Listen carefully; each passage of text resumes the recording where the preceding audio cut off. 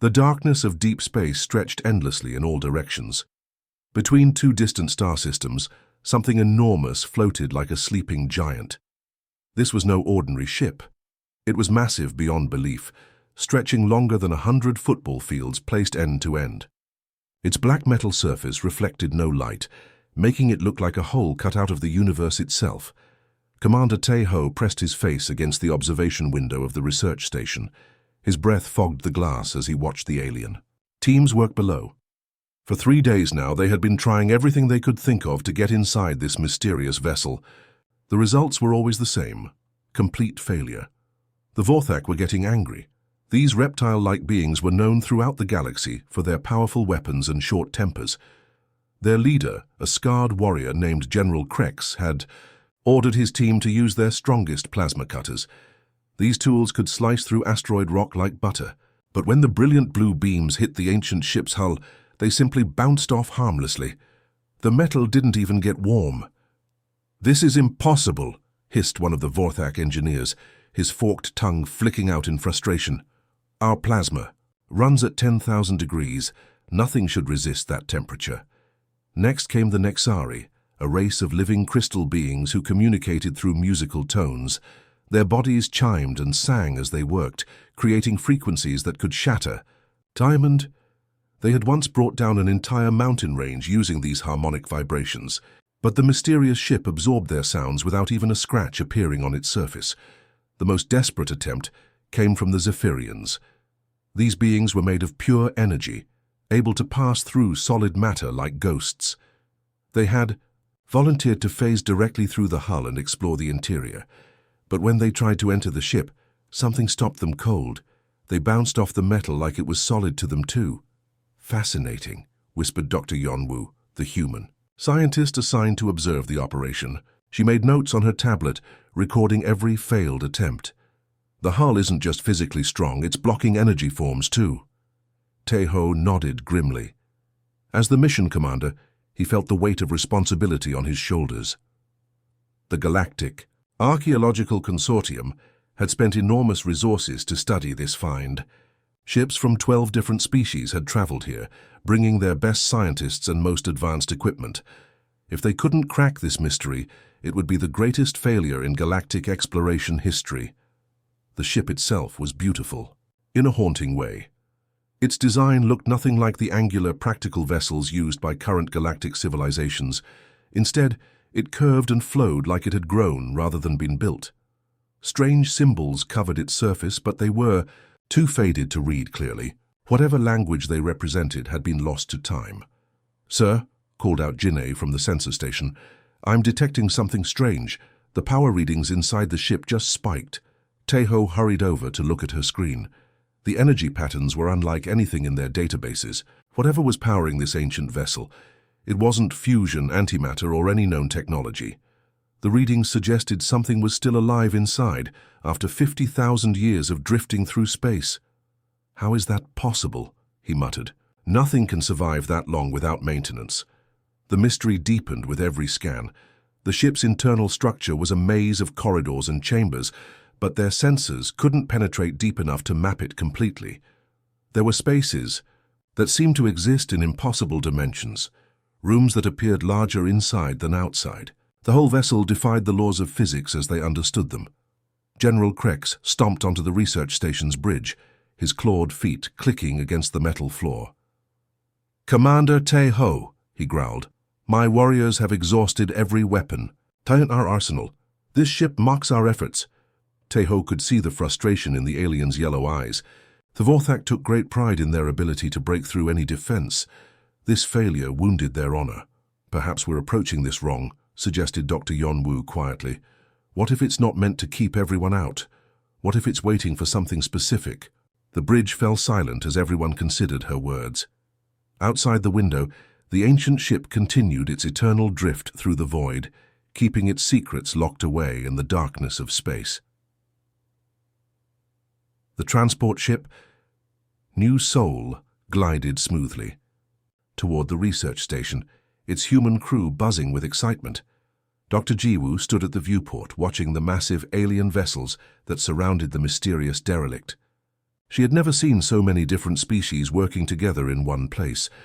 Vorthak warships bristled with weapons, while the elegant crystal formations of Nexari science vessels sparkled like floating diamonds. "Look at the size of that thing," breathed Captain Minho as they approached. The ancient ship dominated the view, making even the largest alien vessels look like toys in comparison. "How did our ancestors even find something like this?" Jiwoo smiled at his enthusiasm. Humans were still the new kids in the galactic community. Only 200 years had passed since first contact with alien civilizations. Most species had been traveling between stars for thousands of years before humans even invented the wheel. This often meant human scientists got the boring jobs, cataloging data, running basic scans, taking notes, while the real scientists did the important work. The docking process took longer than usual. The research station was packed with beings from across the galaxy, all eager to study the greatest archaeological find in recorded history. Jiwoo gathered her equipment and headed for the airlocks. Her small team consisted of just 5 humans, herself, 2 graduate students, a linguist, and a cultural anthropologist. They were here mainly to observe and learn. As she walked through the station's corridors, Jiwoo could hear the conversations happening around her. The universal translator in her ear converted the various alien languages, but she caught the tone of frustration and disappointment. 3 days of failed attempts had left everyone on edge. "Waste of time," she heard a Vorthak engineer grumble to his companion. "If our plasma cutters cannot breach it, what hope do these soft-skinned mammals have?" The comment stung, but Jiwoo was used to such attitudes. Humans had to work twice as hard to earn respect in the galactic community. Their technology was primitive compared to species that had mastered interstellar travel millennia ago. But humans brought something else to the table: curiosity, creativity, and a stubborn refusal to give up when things got difficult. She found her way to the main observation deck, where scientists from a dozen species clustered around monitoring equipment. The ancient ship filled the massive viewing window, its dark hull seeming to absorb all light that touched it. Up close, she could see details that hadn't been visible in the photographs. The metal had an organic quality, like it had been grown, rather than manufactured. Strange patterns covered the surface, too faded to make out clearly. Commander Tae-ho noticed her arrival and walked over. "Dr. Jiwoo, welcome aboard. I'm afraid you've missed most of the excitement. We've tried everything we can think of. Sometimes fresh eyes see what experienced ones miss," she replied diplomatically. She had learned not to sound too eager or confident around alien colleagues. They already thought humans were arrogant for a species so young. Jiwoo approached. The transparent aluminum barrier that separated the observation deck from space. The ancient vessel seemed to call to her in a way she couldn't explain. There was something familiar about its design, something that reminded her of home even though it predated human civilization by tens of thousands of years. She pressed her palm against the cool surface of the window. The metal felt solid and reassuring under her touch. "This is incredible," she whispered, her voice barely audible in the busy room. How could something this old still be intact? What kind of civilization could build something like this? The questions came naturally, spoken more to herself than to anyone else. She was thinking out loud, a habit that often annoyed her more serious colleagues, but helped her process complex problems. The words seemed to hang in the air for a moment, just another human voice among many. Then everything changed. Light exploded across the ancient ship's hull. Brilliant symbols blazed to life, racing along the vessel's surface like fire through dry grass. The patterns were intricate and beautiful, forming complex geometric designs that pulsed and shifted, in perfect rhythm. Jiwoo gasped and stepped back from the window, her heart pounding with shock and wonder. Every conversation on the observation deck stopped. Alarms began blaring as the research station's sensors went crazy, trying to process the sudden energy surge. The ancient ship, dormant for 50,000 years, had finally awakened, and somehow, impossibly, it had responded to nothing more than a human voice speaking in wonder. The research station erupted into chaos. Red warning lights flashed in every corridor as emergency sirens wailed their urgent song. Computer screens flickered with data streams that scrolled too fast for anyone to read. Scientists from 12 different species abandoned their careful experiments and rushed to their monitoring stations, desperate to understand what was happening. Dr. Jiwoo stood frozen at the observation window, her hand still pressed against the transparent barrier. The ancient ship blazed with light before her, symbols dancing across its hull like living fire. She had never seen anything so beautiful or terrifying in her life. Her heart hammered against her ribs as she tried to process what she had just witnessed. "Emergency protocols activated," announced the station's computer in its calm, emotionless voice. "Unknown energy surge detected. All personnel report to stations immediately." General Krex, the Vorthak commander, stomped across the deck with his heavy boots echoing like thunder. His yellow eyes burned with a mixture of anger and disbelief. Behind him, his warriors clutched their weapons nervously, unsure whether they were witnessing a breakthrough or an attack. "Human female," he growled, pointing one clawed finger at Jiwoo. "Explain what trickery you have used. What device activated the vessel?" "I don't understand," Jiwoo stammered, backing away from the intimidating reptilian warrior. "I didn't do anything special. I just looked at it and spoke." The Nexari researcher glided closer, its crystal body chiming like wind bells in a storm. Each note carried emotions that the universal translator struggled to convert. Frustration, confusion, and something that might have been fear mixed together in its musical voice. "Impossible," it sang in harmonious tones. "We attempted harmonic resonance for 72 hours. Our frequencies can crack planetary crusts. Yet this primitive vocalization succeeds where our science fails." Dr. Yonwoo pushed through the crowd of alien scientists, her tablet in hand as she recorded everything. "The energy signatures are off the charts," she reported breathlessly. "Whatever triggered this response, it's unlike anything in our databases." Hyun-soo, the team's linguist, had been studying alien communications for 15 years. He understood better than most how complex and sophisticated non-human languages could be. But something about this situation felt different. His instincts told him they were missing something obvious. "Jiwoo," he said quietly, moving to stand beside her at the window. "Try speaking again. Say anything." "Are you crazy?" demanded the ethereal representative, its energy form crackling with irritation. "We don't know what we're dealing with. This could be a weapon system." But Jiwoo was already leaning forward, her breath fogging the transparent aluminum. She felt drawn to the ship in a way she couldn't explain. It was like looking at a photograph of a childhood home she had never actually visited. "Hello," she called out tentatively, her voice barely above a whisper. The response was immediate and dramatic. New symbols blazed to life across the vessel's hull, forming intricate patterns that seemed to tell a story. The lights pulsed and flowed like liquid fire, creating designs of breathtaking beauty. And then, as every being on the station watched, in stunned silence, something impossible happened. A section of the ship's hull simply wasn't there anymore. Where solid metal had existed moments before, a perfect rectangular opening appeared. It was large enough for several people to walk through side by side, with smooth edges that glowed with gentle blue light. There were no cutting marks, no signs of mechanical doors opening. The entrance had simply materialized, as if the metal had remembered how to be somewhere else. "Scans confirm," announced Ginny from the sensor station, her voice shaking with excitement. "There's definitely an opening. The metal has restructured itself at the molecular level." General Krex's jaw dropped, revealing rows of sharp teeth. "Our deep penetration scans showed solid hull plating. There were no weak points, no hidden mechanisms."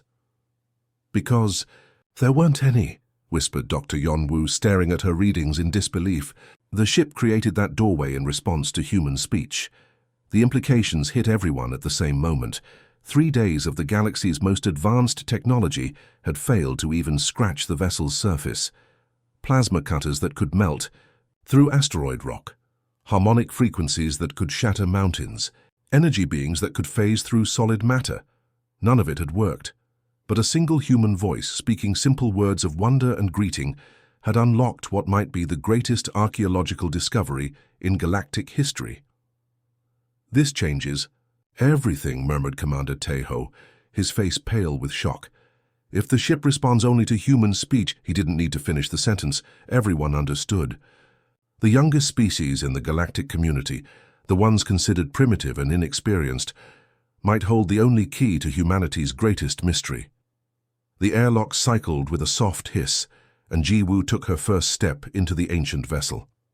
The metal floor felt solid beneath her boots, but something magical happened the moment she crossed the threshold. Thin lines of blue light began racing along the walls like veins of liquid starlight. The illumination spread outward from where she stood, as if the ship itself was waking up to welcome her home.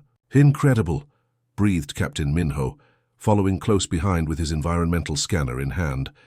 The device beeped steadily as it analyzed the air around them. "The atmosphere is perfect. 21% oxygen, 78% nitrogen with trace gases in exactly the right proportions for human lungs." Dr. Yonwoo stepped through next, her eyes wide with wonder. "It's like the ship is designed specifically for us. But how is that possible?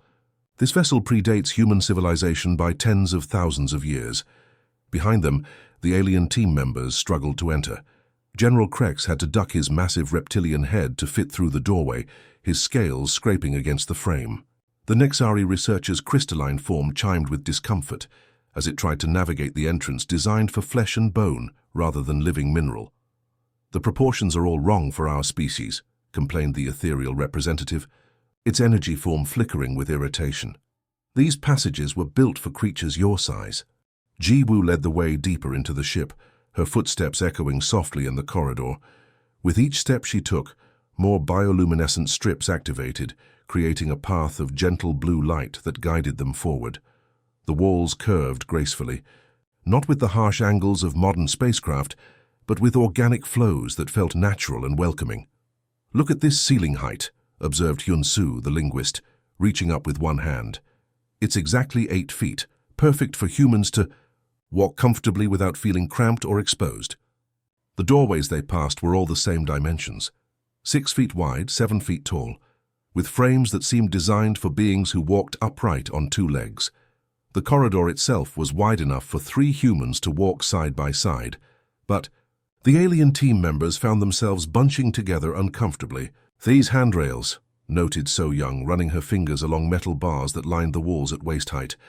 "They're positioned exactly where a human would naturally reach for support. Even stranger were the small details that nobody would think to fake. Light switches positioned at shoulder height for average humans, subtle ridges in the floor that provided perfect traction for feet wearing boots, the gentle curve of the walls that made the space feel open rather than claustrophobic." Ji-Woo stopped at a wall panel covered in geometric patterns that seemed to shift and flow when she wasn't looking directly at them. The symbols were beautiful, but meaningless to her eyes. She reached out tentatively, her fingers hovering inches from the surface. "These control interfaces are positioned perfectly for human reach," she murmured, noting how the panel sat at exactly the right height for someone her size. Not too high, not too low. On impulse, she spoke to the panel in her native language. "Activate," she said clearly in Korean. The response was immediate and breathtaking. The geometric patterns blazed with light, reorganizing themselves into new configurations. Holographic symbols materialized in the air before them, floating like 3-dimensional butterflies made of pure light. The displays showed information that was clearly advanced beyond anything they understood, but the interface itself felt familiar and intuitive. "Amazing," whispered So Young, pulling out her scanner to record the energy readings. "The system is responding to the specific frequency range of human vocal cords. Not just the words, but the actual sound patterns our throats produce." She tried an experiment, playing back a recording of Ji-Woo's voice through her scanner's speakers. The symbols flickered but didn't respond fully. "It knows the difference between a human voice and a reproduction. There's something about living human speech that it recognizes." General Krex growled in frustration, his yellow eyes reflecting the blue light of the corridors. "This is impossible. How can a ship older than your species be designed for your anatomy?" The question hung in the air as they continued deeper into the vessel. Every room they entered, every corridor they walked, every interface they encountered seemed tailored specifically for human needs and capabilities. It was as if the ship's builders had studied human anatomy and psychology in perfect detail. then crafted their technology around those specifications. "There's only one logical explanation," said Dr. Yonwoo quietly, her voice barely audible. "In the glowing corridor. The beings who built this ship weren't just similar to humans, they were human." The implications of that statement sent chills down everyone's spine. If she was right, then everything they thought they knew about human history, about their place in the galaxy, about their origins on Earth, was about to change forever. The corridors led them deeper into the heart of the ancient vessel, each step taking them further from everything they thought they knew about the universe. The bioluminescent lights grew brighter as they progressed, as if the ship itself was guiding them towards something important. Jiwoo felt a strange pull in her chest, like a compass needle drawn toward magnetic north. "The energy readings are incredible," whispered So Young, her scanner practically humming with activity. "Whatever's ahead of us, it's the source of the ship's power." They emerged into a chamber so vast that their lights couldn't reach the far walls. The ceiling stretched up into darkness, making them feel like ants crawling through a cathedral built for giants. But it was the structure in the center that took their breath away. A crystal formation rose from the floor like a frozen waterfall, easily 30 feet tall and perfectly clear. Inside its translucent depths, patterns of light swirled and danced, like captured aurora. The crystal pulsed with a steady rhythm that reminded Jiwoo of a heartbeat, each pulse sending waves of soft illumination through the chamber. "It's beautiful," she breathed, taking a step closer. The moment her foot touched the raised platform surrounding the crystal, the entire structure blazed with sudden brilliance. The light was warm and welcoming, not harsh like a spotlight, but gentle like sunlight filtering through morning clouds. General Krex hissed and shielded his eyes with one clawed hand. "What sorcery is this? The readings are off every scale we possess." But Jiwoo felt no fear. The crystal called to her with an almost magnetic pull, as if she had been searching for it her entire life without knowing it existed. She walked closer, her teammates following cautiously behind. Then it spoke. The voice didn't come from speakers or communication devices. Instead, it formed directly inside their minds, like thoughts that weren't their own. But strangely, the alien team members seemed confused and agitated, chittering and hissing among themselves. "What is it saying?" demanded the Nexari researcher, its crystalline form chiming with frustration. "The sounds make no sense." "Welcome home, children of Earth," the voice said, and every human in the chamber felt their hearts skip a beat. The tone was warm and ancient, like a grandmother greeting grandchildren she hadn't seen in years. "I am the keeper of the threshold, guardian of the eternal journey." Jiwoo's knees nearly buckled. The voice spoke perfect Korean directly into her mind, while Hyun-soo heard it in flawless English, and Minho understood every word in his native Japanese. Somehow the entity was communicating with each human in their own language, while the aliens heard only meaningless whispers. "You have grown much since we departed," the keeper continued, its voice filled with pride and sadness mixed together. "Your voices carry the same harmonies as those who built me, yet they are changed by time and distance. I have waited so long for your return." Dr. Dongwoo, the mission's historian, stepped forward on shaking legs. His whole career had been spent studying human origins, tracing their development from primitive hunters to spacefaring explorers. But this voice suggested a history far older and more complex than anything in the textbooks. "Who were they?" he asked, his voice barely above a whisper. "The ones who built you, who built this ship." The crystal pulsed brighter, and images began forming in the air around them. Holographic figures walked among them, tall, graceful beings who looked unmistakably human. They wore clothing of unfamiliar design and moved with the confidence of a species that had mastered the stars, but their faces, their posture, their basic anatomy was identical to modern humans. "Your ancestors," the keeper replied, its voice heavy with memory. "The first children of Earth to touch the stars. They were explorers, dreamers, builders of wonders that spanned the galaxy." The images showed cities of impossible beauty, ships that sailed between worlds like vessels crossing an ocean, technologies that seemed to blend science and art into something approaching magic. And everywhere, humans worked and lived and loved. "Among the stars," Impossible, growled General Krex. Humans are a young species. Your first starflight was mere centuries ago.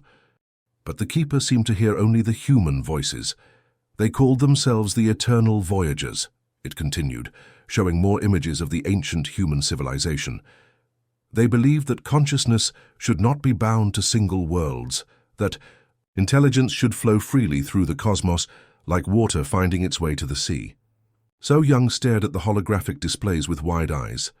The technology they show, it's centuries ahead of anything we have now.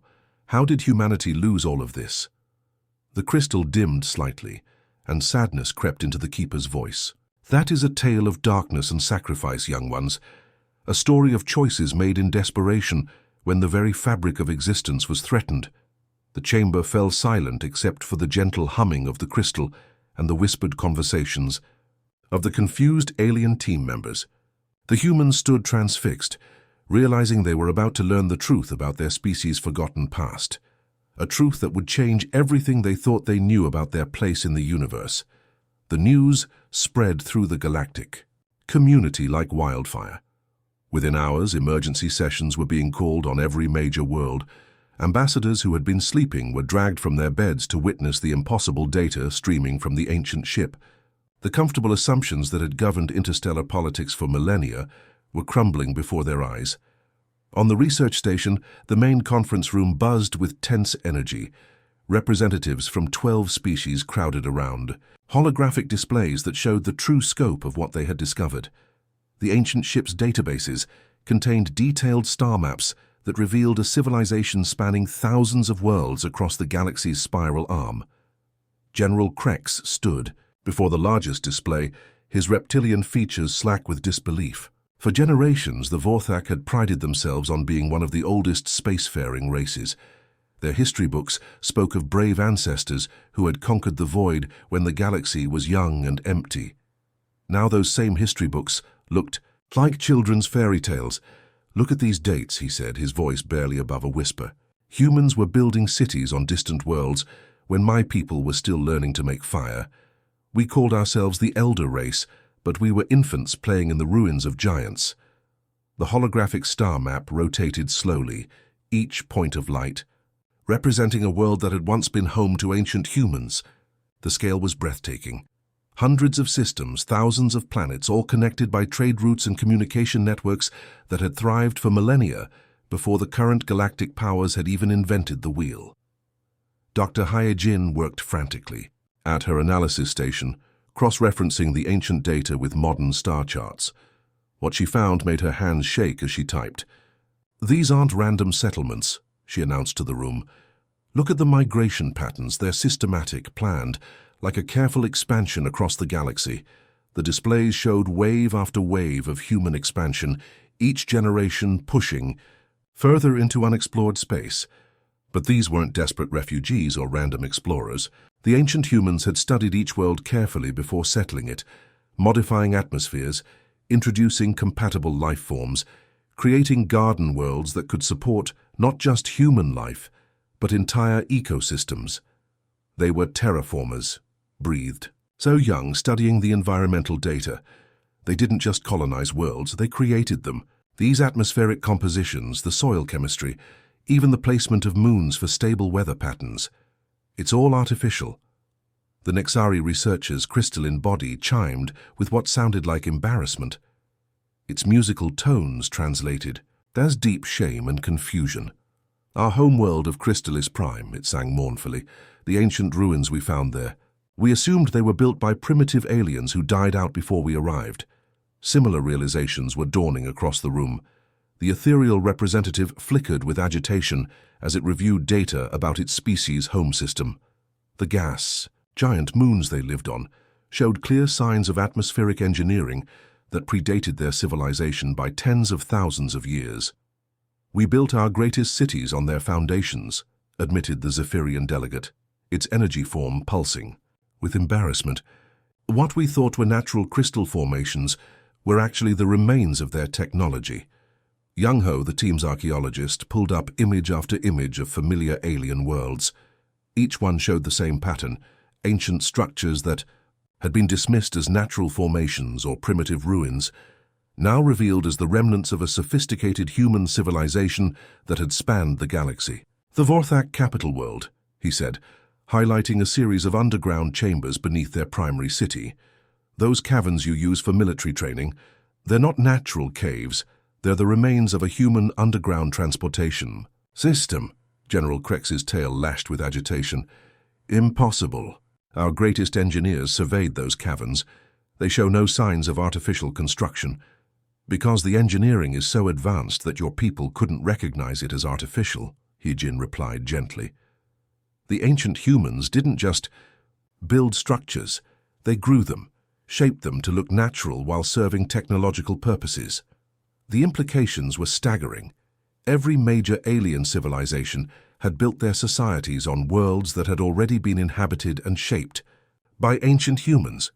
What they had taken for virgin territory was actually a carefully tended garden, left behind by a people who had mysteriously vanished from the galaxy. "But where did they go?" asked Young Ho, studying population decline data that showed a gradual but steady abandonment of world after world. These weren't destroyed civilizations. The infrastructure was left intact, the terraforming systems still running. It's like they just left. "Something scared them," Dr. Yonwoo said quietly, studying the timeline data. "Something made the most advanced civilization in galactic history abandon everything they had built and disappear into the void." The room fell silent as that reality sank in. If something had been powerful enough to drive away the ancient humans, something that could make them abandon thousands of worlds and retreat into hiding, then what did that mean for the current inhabitants of the galaxy? And more importantly, was that threat still out there waiting in the darkness between the stars? The crystal's warm blue glow suddenly shifted to an ominous red, bathing the entire chamber in light that reminded everyone of blood and danger. The temperature seemed to drop several degrees, and even the alien team members could sense that something terrible was about to be revealed. Young Ho's innocent question about where the ancient humans had gone hung in the air like a curse. The Keeper's response came slowly, as if the ancient AI was reluctant to share this particular piece of history. "The Devourers stirred in the galactic core," the voice said, and for the first time since they had met it, the Keeper sounded afraid. "Entities that exist beyond your understanding of life and death, matter and energy. They do not simply destroy, they consume the very concept of existence itself." New holographic images materialized around them, but these were nothing like the beautiful displays of ancient human civilization. Instead, they showed something that made everyone in the chamber take an involuntary step backward. Massive shapes moved through space near the galaxy's center, things so dark they seemed to absorb light itself, leaving wounds in reality wherever they passed. "What are we looking at?" whispered Dr. Yonwoo, her scientific mind struggling to process what the sensors were showing her.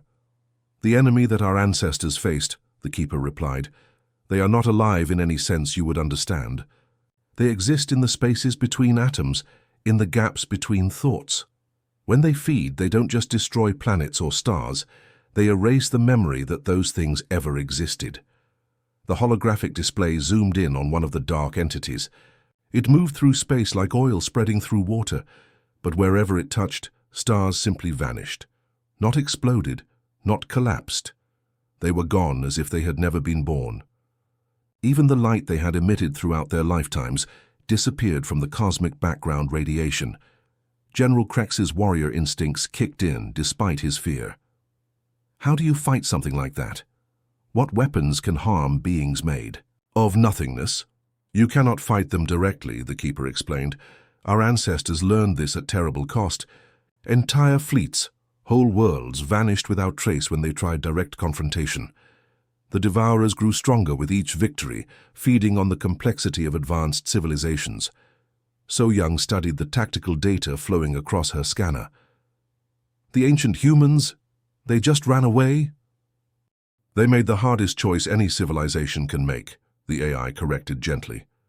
They chose survival over glory. Rather than face extinction fighting an unwinnable war, they scattered their people across the galaxy. They broke their great civilization into tiny fragments, each group taking different paths to different worlds. The images showed the systematic dismantling of the human empire. Great cities powered down and went dark. Massive ships launched toward distant stars, carrying small groups of refugees. Communication networks fell silent as the ancient humans deliberately made themselves invisible to avoid attracting the Devourer's attention. They became nomads, primitives, anything that would help them hide, the Keeper continued. Some went to worlds so remote they forgot their own history.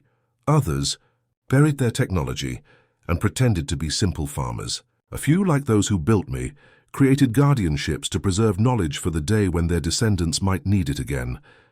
Jae-min, the team's tactical analyst, had been studying the current galactic situation with growing horror.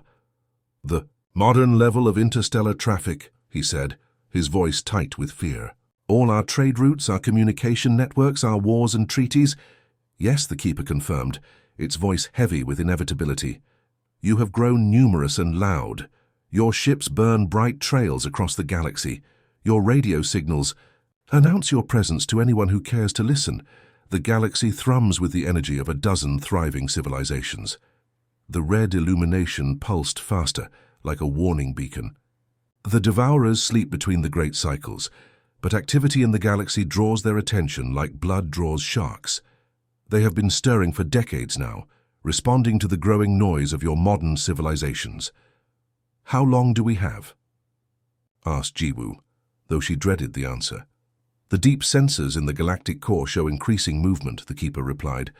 "Based on the pattern of their last awakening, they will emerge from dormancy within a single generation. Perhaps 30 of your years, perhaps less." The chamber fell silent except for the ominous pulsing of the red lights. Everyone was processing the same terrible realization. The golden age of galactic civilization, the period of peace and prosperity that had allowed dozens of species to thrive and explore the stars, was about to end. "Is there any hope?" whispered Hyun-soo. "Any way to fight back?" The Keeper paused for a long moment before answering. "Our ancestors left more than warnings, young ones. They left weapons, knowledge, and most importantly, they left you. The scattered children of Earth, grown strong in isolation, may succeed where the United Empire failed." News of the discovery traveled through human space faster than anyone had expected. Within days, transport ships began arriving at the research station from every corner of human-controlled territory. Scientists, engineers, historians, and even curious civilians made the journey, drawn by reports that seemed too incredible to believe. The first newcomer was Dr. Sung-woo, a weapons specialist from the Mars Defense Academy. He had volunteered for the dangerous journey through contested space, driven by curiosity about the ancient vessel. The moment he stepped aboard the ship, everything changed. Panels that had remained dark suddenly blazed with light. Deep within, the ship's hull systems that had slept for 50,000 years hummed to life. Warning displays activated throughout the vessel, showing tactical information and targeting solutions that made the alien observers step back nervously. "Weapon systems online," announced the ship's computer in a voice that sounded remarkably human. "Defense protocols activated, awaiting command authorization." General Krex's hand moved instinctively to his sidearm. "What have you done, human? Those are military systems beyond anything in our databases." But Sung-woo looked as surprised as anyone. "I didn't touch anything. I just walked aboard and—" He gestured helplessly at the displays showing energy weapons that could apparently crack moons and defensive shields that bent space-time itself. The next arrival was Mi Young, a navigation expert from the outer colonies. When she spoke her first words aboard the ancient ship, star maps materialized in the air around them. But these weren't ordinary charts. They showed routes through space that current navigation systems had never detected, pathways that folded, distance, allowing travel between distant stars in mere hours instead of months. "These coordinates," she breathed, studying the impossible data. "They're showing shortcuts through dimensions that don't exist in our physics textbooks." Dr. Borum, the team's xenobiologist, had been taking DNA samples from each new human arrival. What she discovered made her hands shake as she analyzed the results. "It's not random," she announced to the crowded research station. "The ship is reading genetic markers in human DNA, specific sequences that act like biological passwords. She pulled up her analysis on the main display. Every human genetic pattern contained dormant codes that matched activation sequences in the ship's systems. It was as if their ancestors had embedded the keys to their technology directly into human biology, ensuring that only their descendants could access the ancient knowledge. "We're living security devices," marveled Inho, a systems engineer who had just arrived from Earth. When he placed his palm on a control interface, the ship's fabrication systems activated. Machines began creating materials that violated several laws of physics, weaving substances that were stronger than diamond, yet flexible as silk. The medical bay responded to Dr. Yunji's presence by powering up healing systems that could apparently rebuild damaged tissue at the cellular level. The power core revealed its secrets to physicist Dr. Tae Young, showing how to extract energy from dimensional folds in space-time itself. Each human brought new capabilities online. Linguist Dr. Wu Jin unlocked translation protocols that could decipher alien languages instantly. Engineer Dr. Sumin activated construction systems that could build starships using nothing but raw atoms and energy. Even the ship's environmental controls responded to human biorhythms, adjusting temperature and lighting to match their preferences automatically. The alien researchers watched in stunned silence as technology that had baffled their greatest minds for days responded effortlessly to human presence. Systems that required decades of study to understand became intuitive the moment a human touched them. "This is impossible," muttered the Nexari researcher, its crystalline form chiming with frustration. "We have studied their biology. Humans are not significantly different from dozens of other species." But the evidence was undeniable. Human voices activated computers. Human DNA unlocked weapon systems. Human bioelectric patterns interfaced with controls that ignored all other forms of life. The ancient ship had been designed specifically for their genetic templates, their neural patterns, their unique biological signatures. "Don't you see?" Jiwoo said, addressing the assembled alien delegates. "We're not just random descendants of the ancient humans. We're their carefully designed legacy. They encoded everything they knew directly into our genes, our voices, our bodies. We're not just inheriting their technology. We are their technology." The implications were staggering. Modern humans weren't simply the children of an ancient civilization. They were living libraries, biological repositories of knowledge and capability that had been preserved across 50,000 years of galactic exile. Every human carried within them the keys to weapons that could defend the galaxy, knowledge that could rebuild their ancestors' empire, and perhaps most importantly, the tools needed to face the coming darkness. As more humans arrived and more systems came online, one thing became clear. The scattered children of Earth were about to reclaim their birthright as the galaxy's protectors. The command center of the ancient ship buzzed with activity as representatives from across the galaxy gathered for what might be the most important meeting in galactic history. The chamber itself was impressive beyond words. A vast dome lined with holographic displays showing star maps, tactical information, and real-time data from sensors that could detect movement across half the galaxy. Ji Woo stood at the center of it all, her hand resting on a control interface that pulsed with warm light at her touch. Around her, delegates from 12 different species watched in fascination as more human-operated systems came online. Weapon batteries that could shatter asteroids, shields that could deflect entire fleets, engines that could fold space itself, all responding to human commands as if they had been waiting 50,000 years for this moment. "Look around you," she said, her voice carrying clearly through the chamber's acoustics. "This isn't just a ship. It's a promise our ancestors made to the future. They knew the Devourers would return, and they prepared for that day." General Krex, the massive Vorthak commander, had undergone a remarkable transformation over the past week. The arrogant warrior who had dismissed humans as primitive newcomers now listened carefully to every word Jiwoo spoke. His yellow eyes reflected the ship's displays as he studied tactical data that showed the true scope of the ancient human empire. "Your people scattered across the galaxy," he said, his voice respectful rather than dismissive. "But they never stopped preparing for war. Through the viewports, more ships were arriving hourly. Human vessels from every colony world, carrying volunteers who had heard the call and come to reclaim their heritage. But more incredibly, ancient ships throughout the galaxy were awakening in response. Derelict vessels that had drifted dark and silent for millennia suddenly blazed with light as their long dormancy ended. 17 Guardian ships have activated in the past 3 days, reported Dr. Yonwu, monitoring communications from across human space. Each one is responding to human crews, revealing technologies we never dreamed possible. The Nexari researchers' crystalline form chimed with harmonious tones that the translators rendered as wonder and hope. Our combined fleets number in the thousands, it sang. Vorthak warships, Nexari science vessels, ethereal energy platforms, all working together for the first time in galactic history. But it was Commander Te-Ho who put their situation into perspective.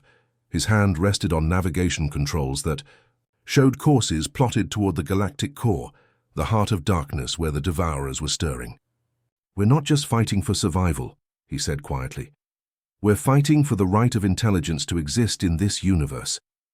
The weight of that responsibility settled over everyone in the chamber. This wasn't a war between species or empires. It was a battle between existence and nothingness, between the forces that created and preserved life and the entities that sought to erase it from reality itself. "What do you propose?" asked General Krex, and there was no challenge in his voice. Now only genuine respect for the humans who held the keys to their salvation. "Partnership," Jiwoo replied, gesturing to the mixed crews working together throughout the ship. "Not the old way, where humans were treated as junior members because we were young. True partnership, where every species contributes what they do best." Around the chamber, alien delegates nodded in agreement. The Vorthak would bring their warrior fleets and tactical expertise. The Nexari offered their scientific knowledge and manufacturing capabilities. The Ethereals could provide energy support and communication networks. The Zephyrians contributed their speed and reconnaissance abilities.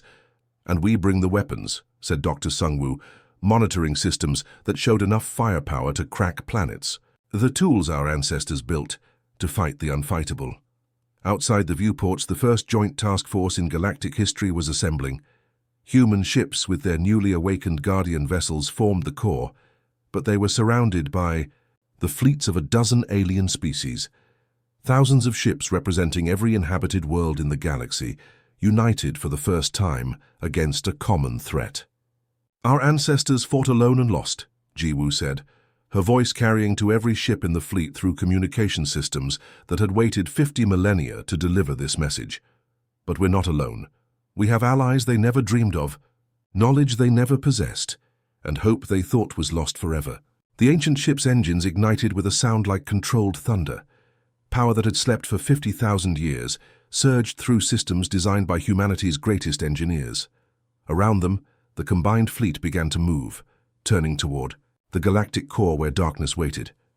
"Then we go together," Jiwoo declared as stars wheeled past the viewports, "not as separate species fighting for our own worlds, but as one galaxy united against the void.